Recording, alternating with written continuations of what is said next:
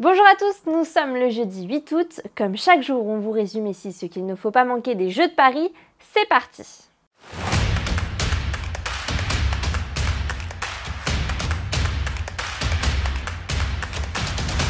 Toujours pas d'or, mais les Français ont tout de même renoué hier avec les médailles.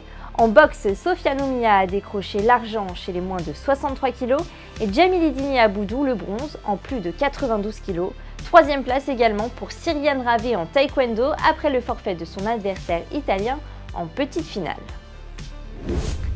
La France est toujours quatrième au tableau des médailles, mais est talonnée par la Grande-Bretagne, la Corée du Sud et le Japon qui pourraient bien nous rattraper ce jeudi.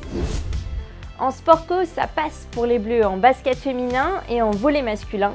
En revanche, c'est terminé pour nos handballeurs. Ils se sont inclinés d'1 point en prolongation dans un match très serré contre l'Allemagne. Et c'est sur cette défaite inattendue en quart que s'est achevée la carrière de Nikola Karabatic, pilier de l'équipe de France depuis les années 2000. Il est considéré comme l'un des meilleurs joueurs du monde. Avec les Bleus, il a remporté 3 titres olympiques en 2008, 2012 et 2021. Remarquable parcours que celui de notre équipe masculine de tennis de table. Les frères Lebrun et Simon Gauzy ont balayé le Brésil 3-0 en quart de finale. Ils défieront la Chine ce jeudi matin en demi-finale. La piscine olympique portera bientôt son nom. Léon Marchand a émerveillé le monde entier la semaine dernière en remportant 4 médailles d'or en individuel. De quoi rendre fier tout un pays, et pour lui rendre hommage, il a été décidé que le bassin olympique de la Défense Arena, qui sera installé à Sevran après les Jeux, sera donc baptisé Léon Marchand. C'est une photo de légende, déjà parce qu'elle réunit la crème de la crème du basket américain. Et puis parce qu'elle a fait le tour du monde. Les basketteurs de la team USA ont posé sur les marchés de Bercy après leur victoire écrasante contre le Brésil. Grands favoris, les États-Unis, quadruple champion olympique en titre, affronteront ce soir la Serbie en demi-finale. On jette un œil au programme du jour. Bassam Awem disputera à 12h30 la finale de l'escalade de vitesse. À 15h, Jules Bouillet va également tenter d'aller décrocher une médaille en plongeon à 3 mètres. Il faudra suivre aussi les demi-finales de hand féminin et de basket masculin. Et ce soir, nos yeux seront rivés sur Louise Maraval. Elle sera la première Française de l'histoire à disputer une finale olympique en 400 mètres haies. Demain, le breakdance fera son entrée aux Jeux Olympiques. Mais connaissez-vous les règles de cette nouvelle discipline?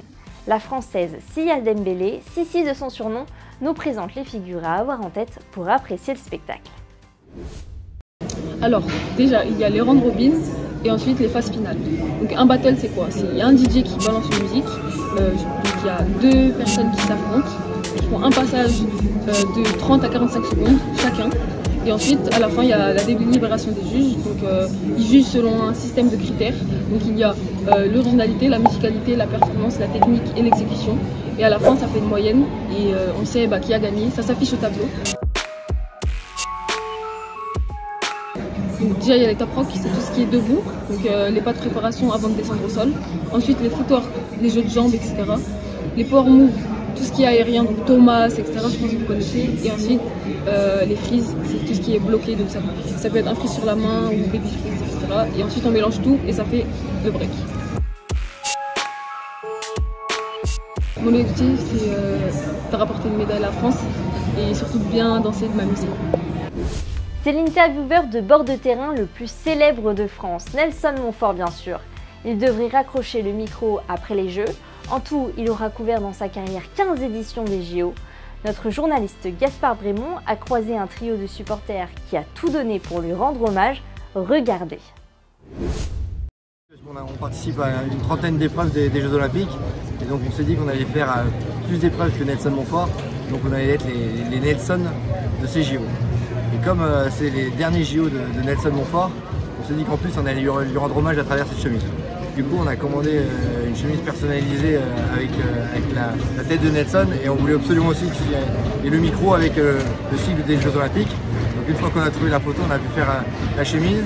Après, avec la chemise, on a pu récupérer des perruques et après, on a Pierre-Antoine qui a pu nous faire les lunettes comme il fallait, qui étaient exactement les mêmes qu'il a actuellement. Et après, on a fini le déguisement avec nos micros gonflables parce que pour rentrer sur tous les sites, c'était important qu'on puisse les dégonfler justement. Et du coup, on l'a croisé dimanche dernier à l'entrée de la natation. Et du coup, on a fait une petite photo avec lui, il était ravi, ça l'a beaucoup touché et nous, on a passé un très bon moment avec lui. Pour nous, Nelson Montfort, c'est vraiment la voix de notre enfance. On adore les Jeux Olympiques, on les suit depuis qu'on est tout petit. Et c'est lui qui a interviewé nos plus grands champions. Donc ça représente vraiment les Jeux Olympiques pour nous. Et écoutez, puisque vous me le demandez exceptionnellement, je vais pouvoir vous faire une imitation en direct du stade. L'émission des Jeux s'est terminée pour aujourd'hui, place aux athlètes. Et nous, on se retrouve dès demain pour parler cette fois-ci, on l'espère, de médailles d'or.